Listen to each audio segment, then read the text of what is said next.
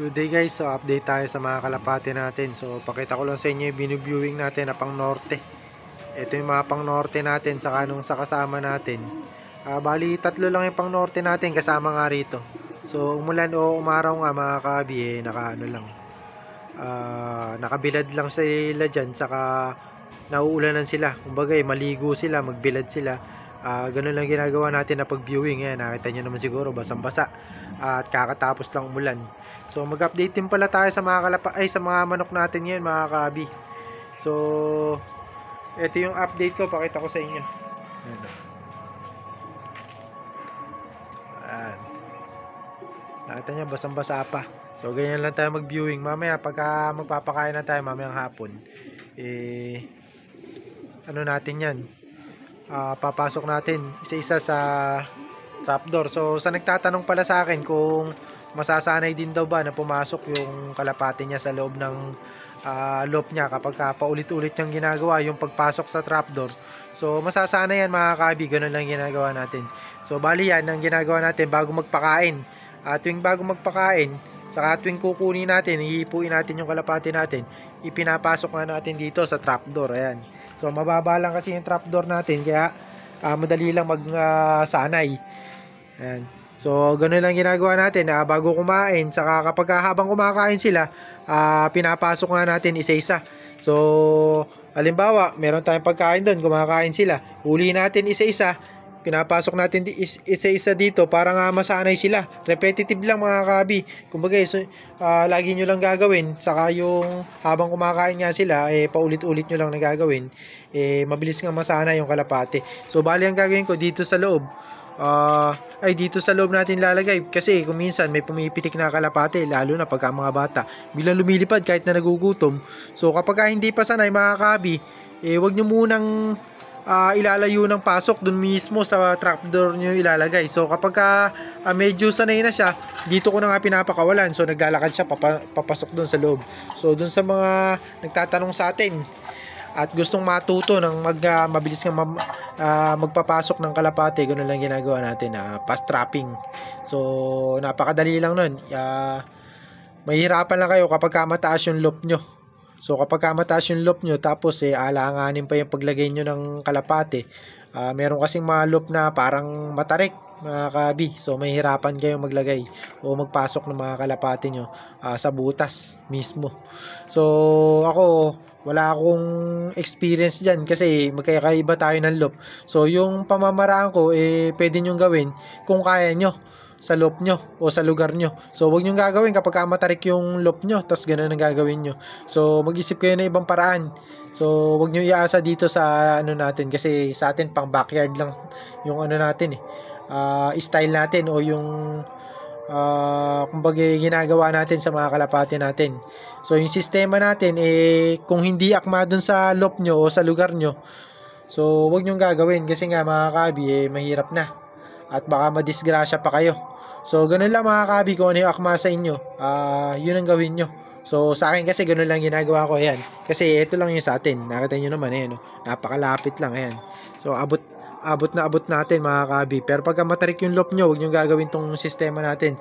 Umahanap kayo o magtanong kayo dun sa iba na matatarik ang loop, kung paano yung sistema nila o yung ginagawa nila sa pagpapasok nga ng kalapate. So huwag nyo gagawin nyo sa akin, kasi baka madisgrasya pa kayo. So yung mga pang south natin mga kabi, natin yan. So hindi natin pinakawalan to. So baka bukas napakawala na ito, kasi umulan mga kabi, para iwas din sa sakit, kasi masasakit din yung katawan nito. Prone sa sakit kasi mga kabi kapag ganito na naglulugon yung kalapati nyo. Mataas yung stress level niyan mga kabi. So yung update pala natin sa manok natin. Nasaan ba yung manok natin? Nandito kanina sa bubong. Ito yung puti natin kasi ito yung ano natin, naging putot na, para naging tokong na. Ito yung straight comb. Ayan. So ilalaban na natin to kapag natapos ng maglugon. Ayan yung mga tokong natin. Ayan yung update natin sa mga kalapati, sa mga manok natin. Ito. So ayan, magaling na rin. Pinungusan. So puro straight comb yan. Nakita nyo naman siguro mga nakaraan, pinungusan nga para hindi masyado mabigat yung yung ulo. So pag nagkabasaan, hindi kayo malugi. Sobrang laki kasi ng mga palong niyan, yung mga straight comb natin yan eh, sobrang lalaki nga ng palong. So mahirap kapag ganun mga kabi yung manok nyo. So okay naman. Tapos ito naman yung bata nating manok, ito. So namimisit na kasi ito mga kabi eh, medyo maliit lang yung sukat nito, medium station. Ito mga high station kasi ito yung mga manok natin na to.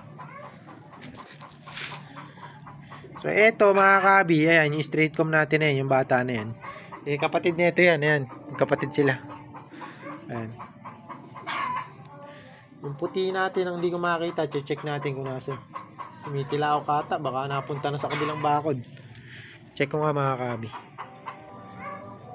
Nasa bubong pala ng loop natin. Ayan. So yun ang kaya naman kapag nakakawala yung mga manok nyo, eh tumatatag yan, saka tumitibay mga kabi. Kasi yan nga, nakakalipad-lipad sila, nakakatakbo. So yan ang kaya naman kapag laki sa kawala.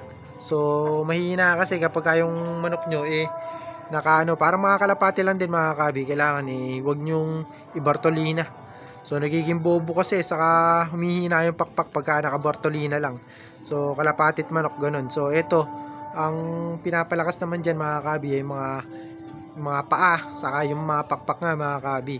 Ayan, kapag kasi nakakulong lang, nakabartolina sa isang kulungan niya na masikip, eh hihina nga yung tuhod, saka yung buto, saka yung pakpak niya. So hindi maganda yung pagkakadevelop ng muscle nila kapag nakakulong. So kahit anong alaga mga kabi, mainam talaga kapag pinapakawalan nyo mga kabi. So ito yung mga natin yan, hanggat bata pa, hindi pa nalalaban, eh nakakawala lang yan. So wala isa natin, ito pakita ko sa inyo. So ayan yung isa natin. Tapos yung bihag natin ayan. Andiyan na nga, ayan o. Bengala. Ayan. So maamo naman siya, lumalapit sa yung nabihag natin ng manok na yun, lumalapit naman. Tapos nagitlog dito sa ilalim nga ng loop natin. So ito yung inakware pala natin na puti. Nasaan ba inahin natin? Nakakulong na ata. So nakakulong na inahin natin. So nagkasipong kasi yung bulik natin na ginagamit na ginagamit ng partner natin na pamares. Ayan. Yan yung bulik niya. Nagkasipon. So yan, sa pagkakapatak siguro nung natin, bakuna. So nagbakuna kasi tayo nun nung nagkaubos nga yung manok dito sa kabilang bahay, sa kabilang bakuran. Nagbakuna tayo. So medyo sinipon yung iba natin na mga manok. So epekto ng bakuna.